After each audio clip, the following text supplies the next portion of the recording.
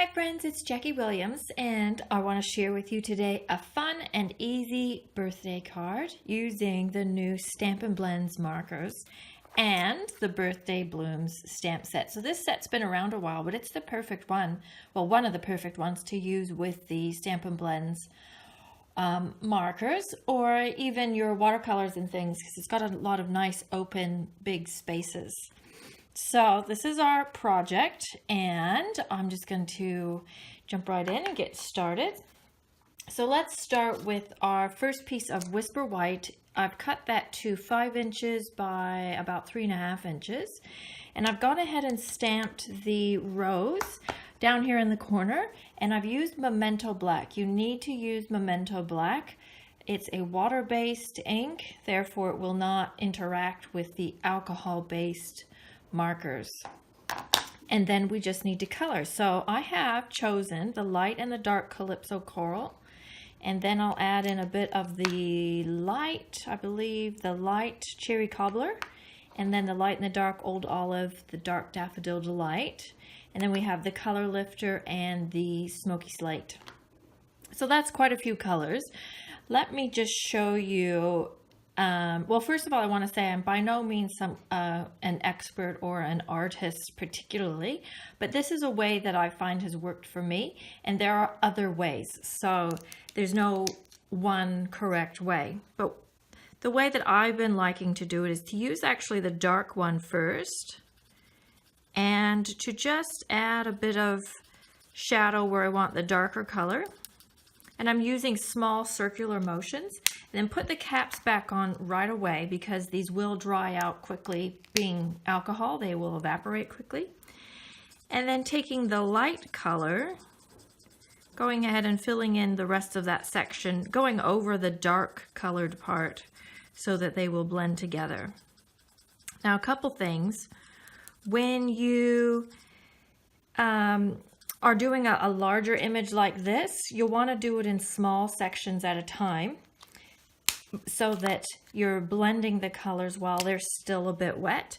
You can still work with them once they've dried, of course, but you'll just get a little bit better result if you use them while they're wet.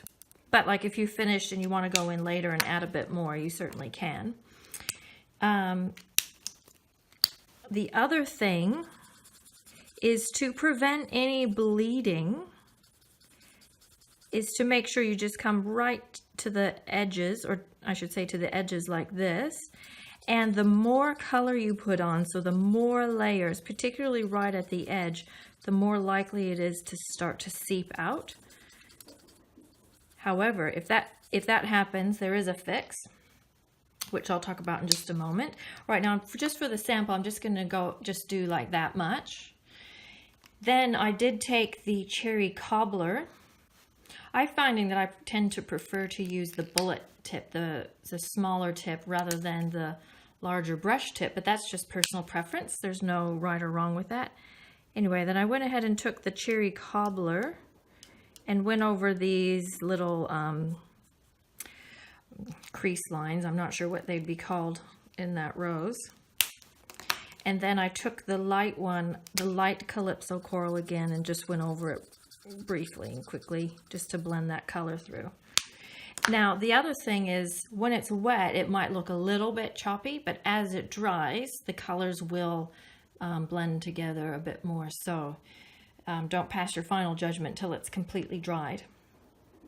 And then I've just gone through and done the whole thing, done the lights and the darks on the greens on the leaves, the Old Olives, done the Daffodil Delight in the middle.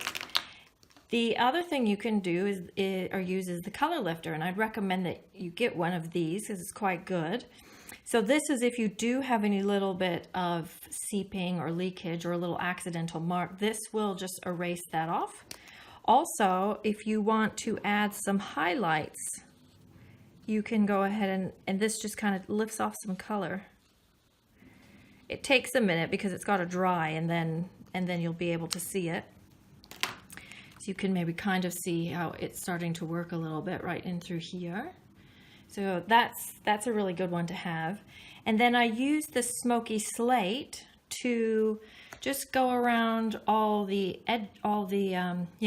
outline, basically. It's very subtle, but it does add a bit of a lift to the project.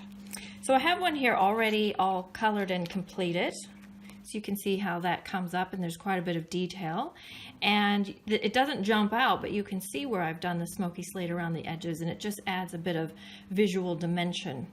Now I did put the words a bit lower on this one than I did on the first one because the ribbon was sort of covering it partly, so I didn't want that. And then we're going to mount that up onto a basic black. Okay, like so. And I'm just using a piece of the thick Whisper White cardstock for the card base. And I've got a piece of the, I think it's called Petal Garden papers. And I'm going to put that on slightly on a diagonal, if you can tolerate that. And then I'll put this piece up with dimensionals. I've just got these little ones handy. They'll work. And then the stamped image, or the stamped piece, I'll put on straight, because you don't necessarily want your words going at an angle. Okay, so those will go, that will go on about like that. And I'm going to drop it a little bit low so that there's a bit more space for that wide ribbon. But before I put that on, I'll add an enamel dot, a glitter enamel dot here to the words, and I think I'll use a medium-ish sized one, like so. And then I'm going to add some glitter using the fine tip glue. So the fine tip glue's got this tiny tip, which is great for little precision things. And then the Dazzling Diamonds glitter. This is just your basic glitter, but it's very, very fine, and it's clear, so it still shows through the color of the ink that's underneath. Okay, then one more thing, I'm going to add some sequins.